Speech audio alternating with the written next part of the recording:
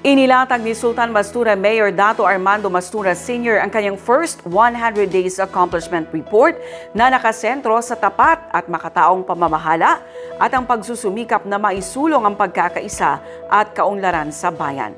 Ang kwentong Leadership and Governance mula kay Quiza Chavez.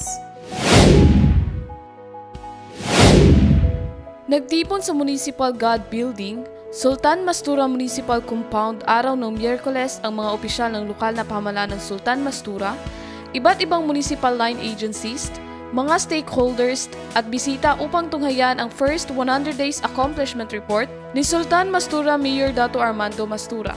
Sa ulat ng alkalde, binigyang diin nito ang kanyang paninindigan sa tapat at makataong pamamahala at ang pagsusumikap na maisulong ang pagkakaisa at kaunlaran sa bayan.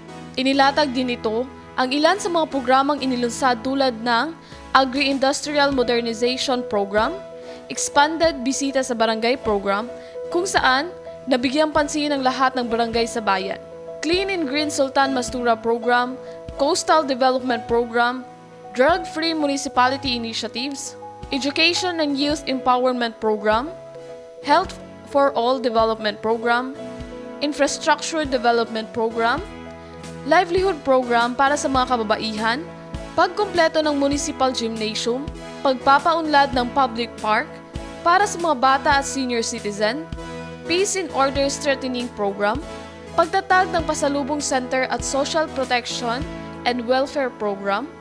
Positibo naman ang naging reaksyon ng mga residente sa mga programa ng LGU.